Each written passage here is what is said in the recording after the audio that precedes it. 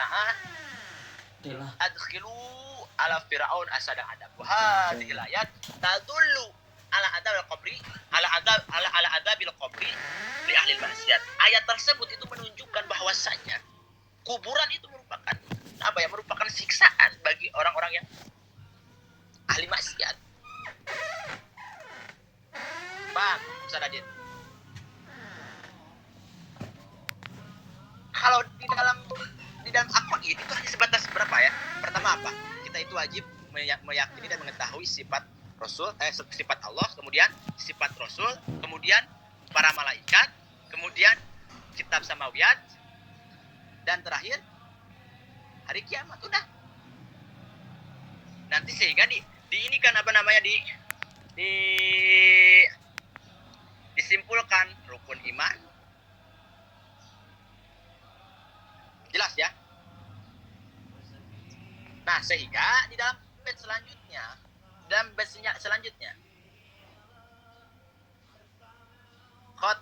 khotimatun fi dzikri baqil wajib. Ya, di sini membahas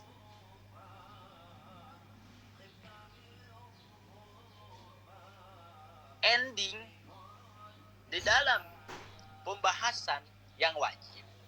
Mimma ala mukhalafin min wajib.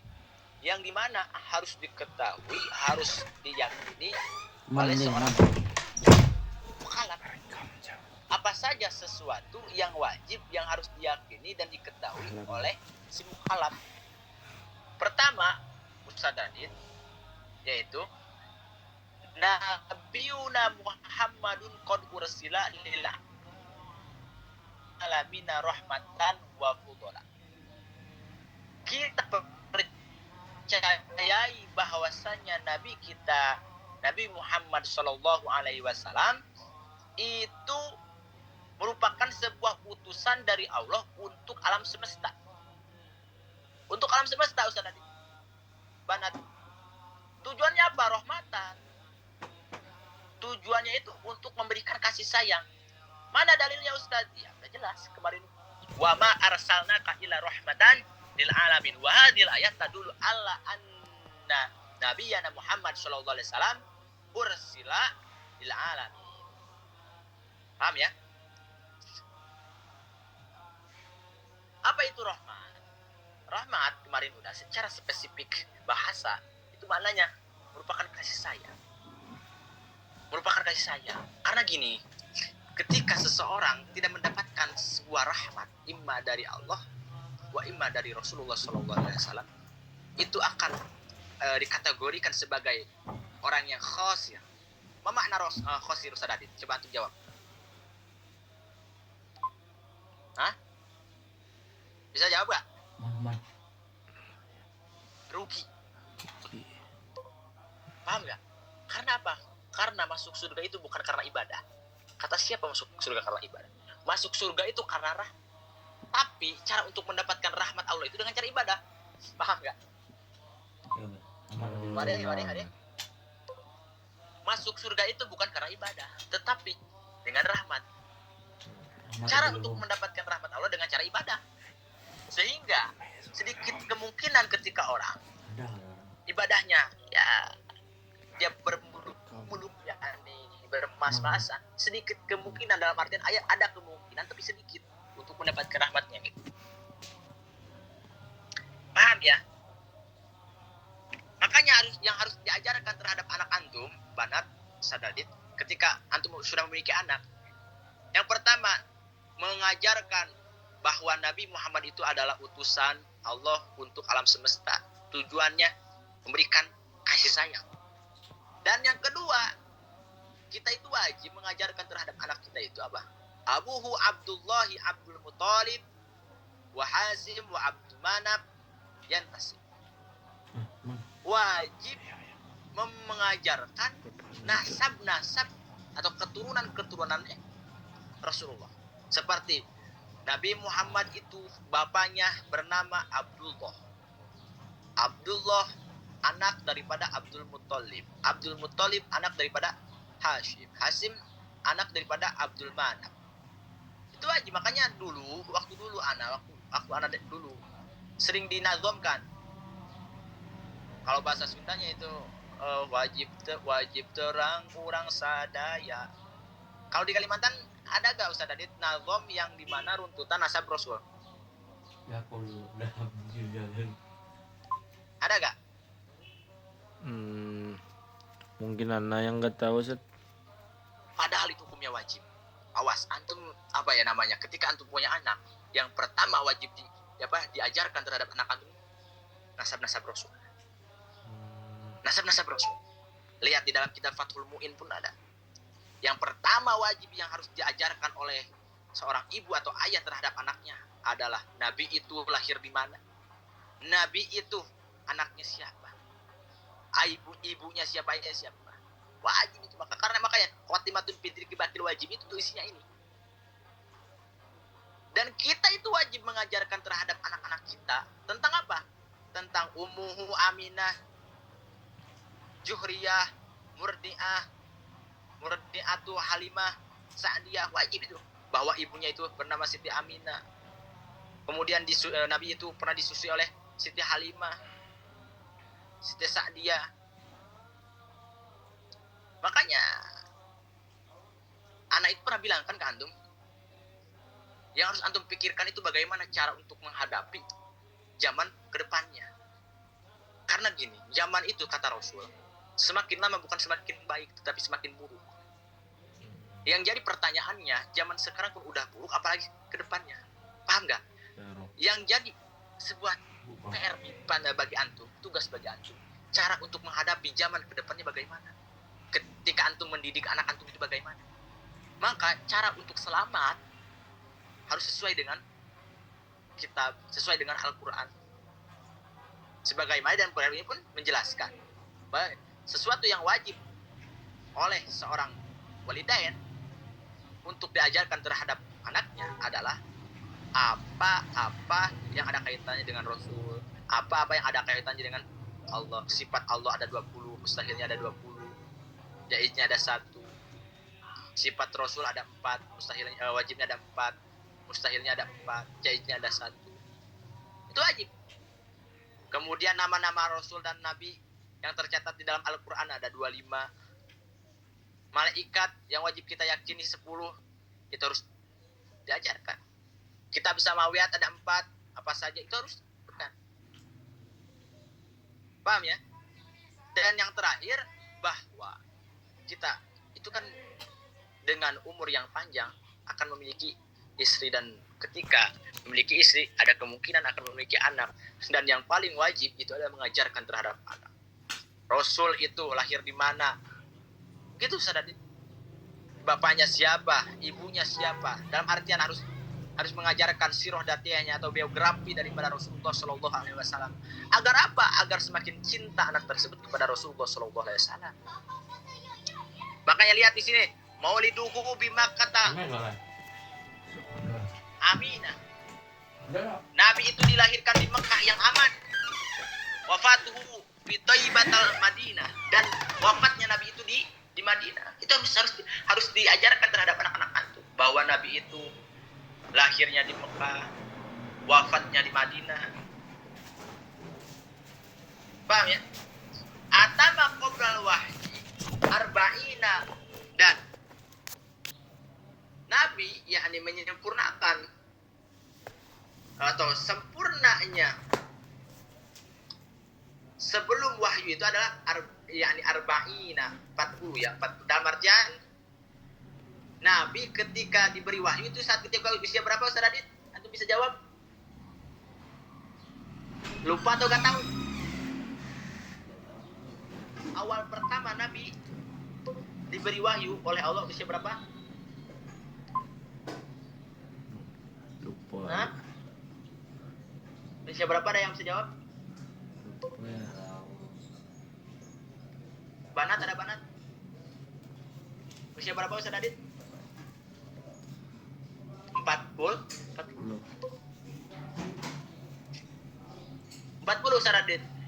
Dan umur Nabi wa umruhu qad jawaza sittina, dan umur Nabi itu lebih daripada 60 tahun.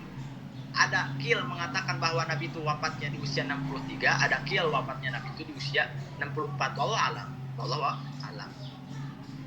Yang penting Nabi itu usianya itu lebih daripada 60 tahun. Jelas ya Wadih ya? Nah itu yang harus diajarkan terhadap anak-anak antum itu. Jangan sampai anak antum itu terlantarkan oleh agama. Maksudnya bagaimana bodoh dalam agama. Na'udzubillah summa na'udzubillah min dzalik. Ini sudah berapa bait? Bentar. 1 2 3 4 5 6 7 8. Sudah 8 bait Ustaz Adit. Enggak apa-apa. Wasab atun auladuhu, dan kita itu harus mengetahui dan harus mengajarkan terhadap anak-anak kita itu apa? Mengetahui dan mengajarkan anak-anak Nabi bahwa Nabi itu memiliki anak 7.